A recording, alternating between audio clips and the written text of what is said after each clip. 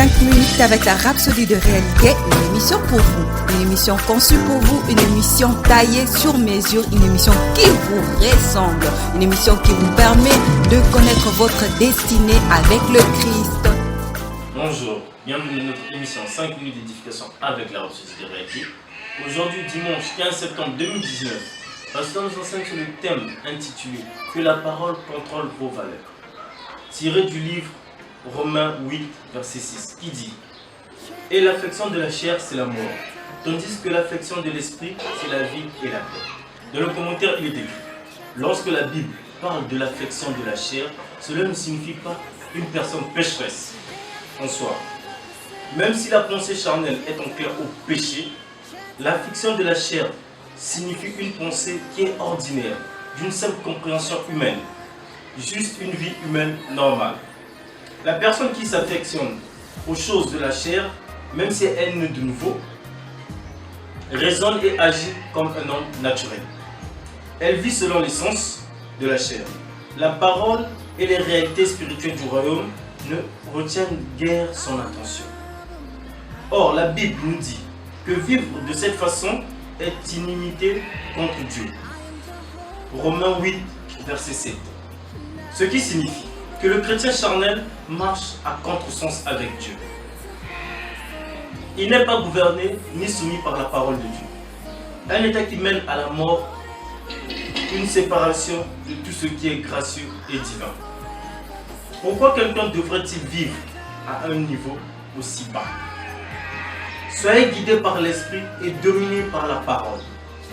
Refusez d'être émus et attirés par les choses charnelles.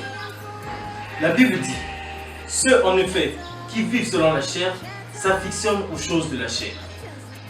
Romains 8, verset 5. Quelles sont les choses qui vous excitent? Rappelez-vous que là où se trouve le trésor d'un homme, là aussi se trouve son cœur. Vous êtes après l'esprit. Si votre affection, temps et énergie sont focalisés sur des choses relatives à Christ, à son évangile, à la vie éternelle qu'il nous a donnée, alors laissez la parole de Dieu contrôler vos valeurs, vos idées, vos opinions, vos choix et vos décisions. Bien-aimés, la Rhapsodie d'aujourd'hui est très édifiante. Nous devons retenir ici que nous ne devons pas nous laisser embobiner par la chair. Nous ne devons pas vivre selon la chair. Nous ne devons pas vivre selon les convoitises de ce monde. Étant-nous de nouveau, nous devons faire des choses selon l'esprit. Nous ne devons pas être charnels. Nous allons prendre quelques secondes pour méditer sur ces paroles.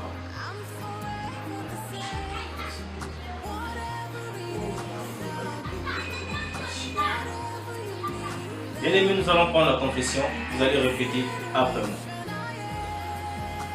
Je ne suis pas ébranlé par ce que je ressens, ce que je vois ou ce que je perçois à travers les sens. Je suis né de nouveau et je suis rempli du Saint-Esprit, avec la véritable vie de Christ en moi. Par conséquent, je ne suis pas ordinaire. Mon esprit et mes affections sont fixés sur le Seigneur et sur des choses relatives à Christ, à son évangile et au royaume éternel. Béni soit Dieu. Amen. Les études approfondies, vous les lirez dans 1 Jean 2, verset 15 à 17, Romains 12, verset 2, et dans Colossiens 3, du verset 1 au verset 2. Merci beaucoup et Dieu bénisse. Nous croyons que vous avez été bénis par ce message. Nous vous invitons à faire de Jésus-Christ le Seigneur de votre vie en disant cette prière. Seigneur Jésus, viens dans mon cœur et deviens le Seigneur de ma vie. Je reçois la vie éternelle dans mon esprit. Et selon Romains 10, 9, si tu confesses de ta bouche le Seigneur Jésus, et si tu crois dans ton cœur que Dieu l'a ressuscité de mort, tu seras sauvé. Je déclare que je suis sauvé, je suis né de nouveau, je suis un enfant de Dieu. Maintenant, j'écris ce qui demeure en moi. Félicitations, vous êtes maintenant un enfant de Dieu.